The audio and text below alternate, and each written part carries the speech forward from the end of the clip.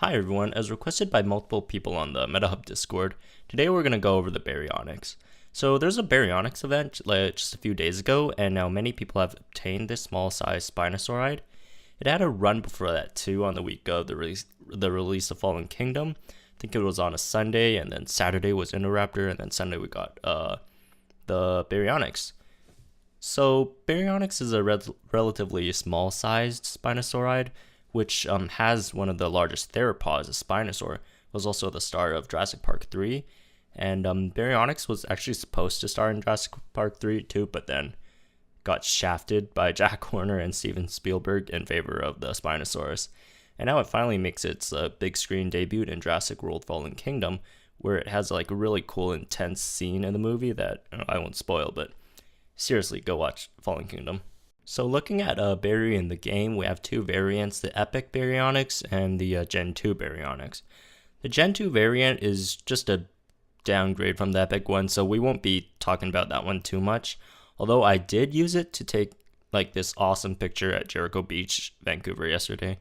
Let's first look at Bary's stats. It has 3,760 HP, 1,330 damage, 0 armor, 20 crit, and 121 speed.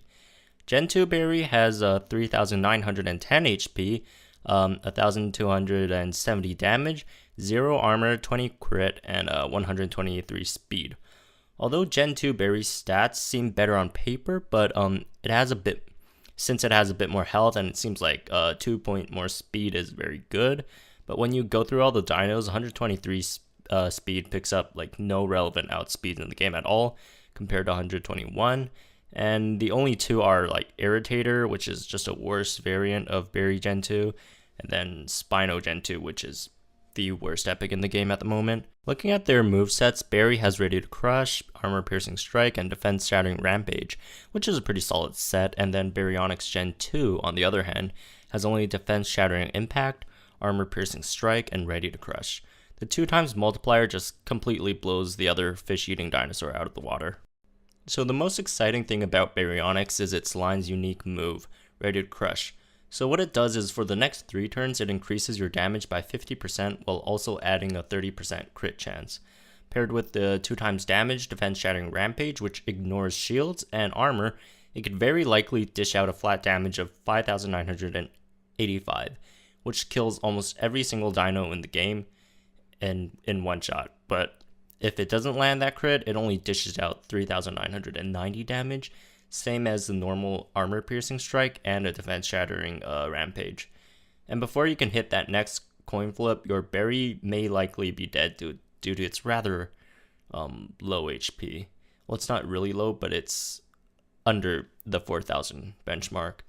So seeing how using Ready to Crush, then Defense Shattering Rampage, and using Armor Piercing Strike, then using Defense Shattering Rampage yields the same damage without critting, it is better in most cases to use Ready to Crush first unless you're facing a nulling dino.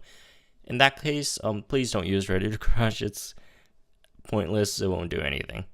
So the two combos do the same damage, but using Ready to Crush, the Ready to Crush combo, you'll get a 50% chance to crit instead of 20% chances to crit. And also if you're facing dinos with shields, putting all your eggs into one Defense Shattering Rampage does more damage than 2-hit combo. Although there are some counters to Bary that forces it to use the other option, and we will be going through that when looking at the matchups. With Ready to Crush, Bary does well against most tanks, but has an issue fighting slowing tanks. The main ones being Stegodius, Notopato, and Gigaspica. They all slow on turn 1 and kill Bary on turn 3. The only way the Baryonyx can win these matchups is to land that 50% crit on turn 2. That deals a flat out 5,985 damage, ignoring armor and shields, killing all 3 tanks. Same for Warho, although on turn 2, you should use Armor Piercing Strike instead to bait out that instant cripple, then hope for the crit on turn 3. This matchup, however, does not apply to Kencho, where Bary kills it on turn 3, and Amarga Seth, where Bary kills it on turn 2 due to their poor health. So in matchups like this, it's more reliable to use a Rex, as it reliably kills all these tanks, but with its poor speed, after killing the tanks, it becomes one-shot range for most dinos in the game, and most dinos in the game outspeed it. So it's basically a 1-for-1 with the Rex, But with Barry, if you like gambling on that 50%, his 121 speed is no joke. You can outspeed a lot of dinos that come in later and at least deal another 1,995 or even a 2,992 damage hit if you get that crit. Another scenario is if Barry comes in on a 2-turn Thago or D-Cell cooldown, it crushes the tanks no problem. A lot of strong non-slowing tanks are an issue though too, like Trago. If Trago lands that stun, which it very likely will, kills Baryonyx on turn 3. So this is one scenario where Barry should use Armor Piercing Strike instead of Ready to Crush, since it probably will get stunned and killed on an outspeed on turn 3. Barry should try to get at least one hit in. 1,330 armor ignoring damage isn't bad on a dino like Trago with high armor but low health. If Barry doesn't get stunned on turn 2 though, it basically kills Trago. So this is that scenario I was talking about. Stunners. For dinos like Urano, Stegosera, it's a loss for Barry unless they miss their second move stun, and Barry proceeds then to crit, which is that's 37.5% chance of having, I believe. Yeah, I think that's a 37.5 chance, doing math on the fly, which is why it's better to get some damage in before you die. So for those two dinos, Urano and Stegosera, unless Barry crits on that defense shattering rampage, it'll die regardless if that second stuns or not. And other stunners, however, like Sino, Trike, Stiggy, and Draco will die to Barry if they can't land one of their stuns in the first 2 turns, which all have a lower stunning chances than 75%. So that tips the scale in favor for Barry. Another tricky dino matchup are for those who are slower than Barry and debuffs damage, like Gen 2 Cola, Tojango, Gen 1 Cola. Here it's also best to use Armor Piercing Strike turn 1 to deal the most damage possible before they debuff your damage. Now for some Tank Buster and DPS dino matchups. Against dinos like Rex, Alocino, Allo, Tarbo, Gen 2 Rex, Paramoloch, a Barry needs to land that crit on turn 2 to beat them.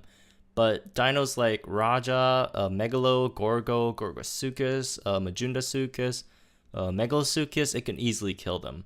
And all the raptors but Echo beats Barry, so basically it kills off all the lower HP dinos, but loses to the higher HP ones, and loses to higher speed, lower HP DPS.